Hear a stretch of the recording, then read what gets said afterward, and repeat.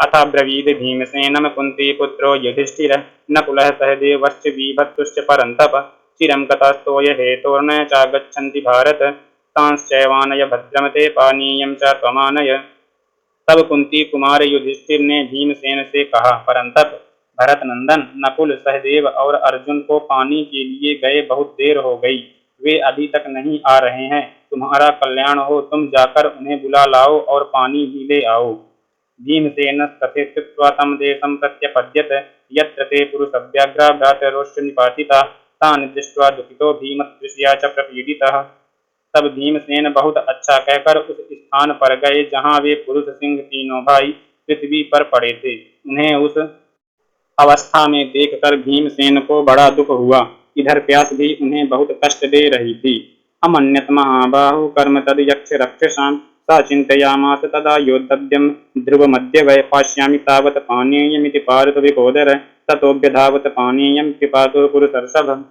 महाबाहु भीमसेन ने मन ही मन यह निश्चय किया कि यह यक्षों तथा राक्षसों का काम है। फिर उन्होंने सोचा, आज निश्चय ही मुझे शत्रु के साथ युद्ध करना पड़ेगा, अतः पहले जल तो पी लूं। ऐसा निश्चय करके प्यासे नरश्रेष्ठ कुंती कुमार भीमसेन जल की ओर दौड़े। यक्ष उवाच, मां तात साहसं कार्षीरमं पूर्व परिग्रह प्रश्नानुक्त्वा तु कौन्तेय ततः पिबहरस्तु च। यक्ष बोला, तात पानी पीने का साहस न करना, इस जल पर पहले से ही मेरा अधिकार स्थापित हो चुका है। कुंती कुमार, पहले मेरे प्रश्नों का उत्तर दे दो, फिर पानी पियो और ले भी जाओ। एवं मुक्तस्तदा भीमो यक्षेणामित तेजसा अनुक्त्वैव तु तान् प्रश्नान् पीत्वैव निपपातः। अमित तेजस्वी यक्ष के ऐसा कहने पर भी भीमसेन उन प्रश्नों का उत्तर दिए बिना ही जल पीने लगे और पीते ही मूर्छित होकर गिर पड़े। ततः कुंती सुतो राजा प्रचिंत पुरुषर्षभः समुत्थाय महाबाहो दह्यमानेन चेतसा व्यापेत जन निर्घोषं प्रविवेश महावनं रूरुभिश्च वराहश्च पक्षिभिश्च निषेवितम्।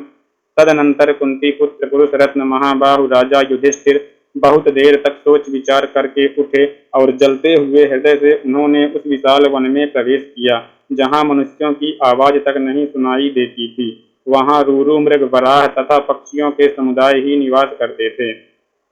नील भाकर वर्णश्च पादपैरूप शोभितम भ्रमरैरूप गीतम च पक्षिभिश्च महायसा।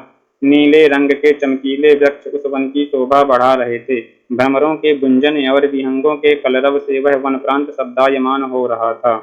स गच्छन् कानने तस्मिन् हेमजाल परिष्कृतं ददर्श तत्सरः श्रीमान विश्वकर्म कृतं तथा।